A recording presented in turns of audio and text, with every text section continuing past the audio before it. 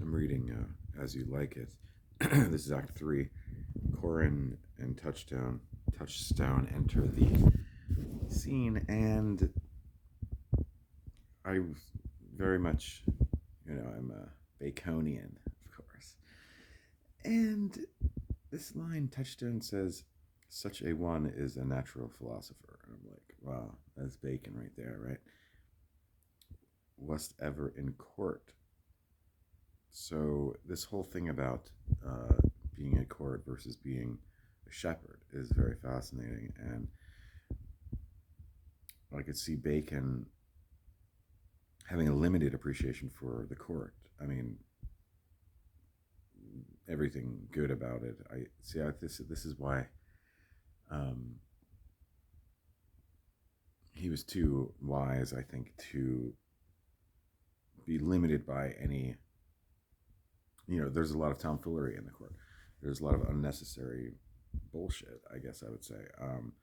And I think he's also not going to fall into the Protestant or Catholic camp, you know, because that's really not, it's just not high enough wisdom for Bacon. Um, but this is funny because he mentions the civet. I've read this, I don't know, 10 years ago. I don't remember this at all. There's plenty of things I don't remember. But he's talking about the sweat and the hands and the handling the ewes and their fells. I'm not even sure what fells are. I think this whole section is talking about um, that you're getting your hands dirty to work as a shepherd, and that it's not as noble.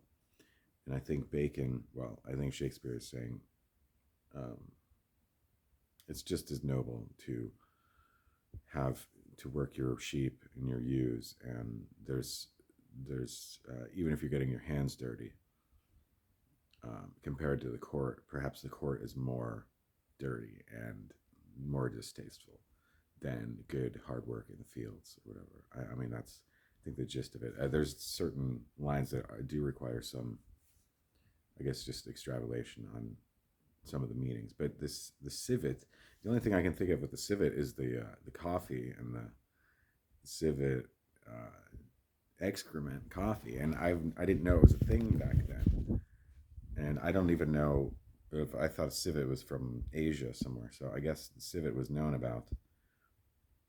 Um, it says the courtier's hands are perfumed with civet, which is expensive, right? I mean, is that, I don't know if I'm reading this the right way, but it's expensive, so you would have to be able to afford this fancy stuff, but it's got monkey dung in it, right?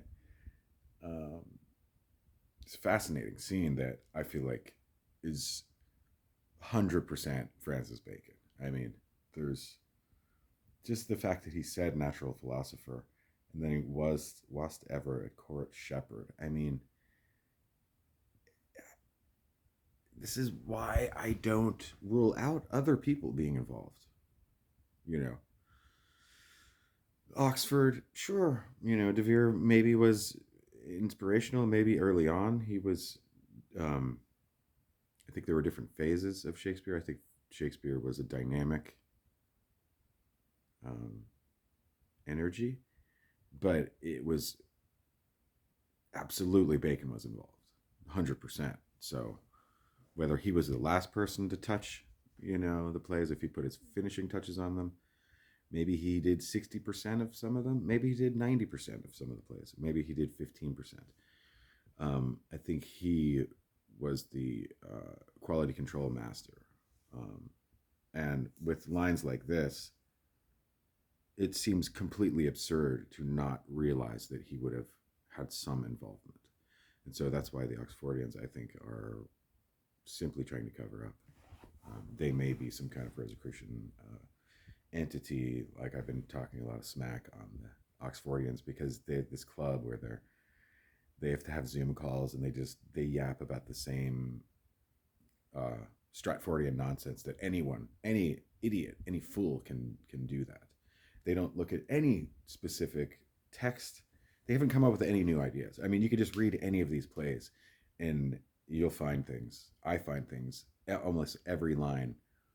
Not every line, but I feel the presence of Bacon in much of it because I know what he was about, and he was about this high level of wisdom that I've said over and over. You know, De Vere sure could have been in Italy. He may have written some things, but I mean, Bacon was a high level master, and that's what you get with Shakespeare.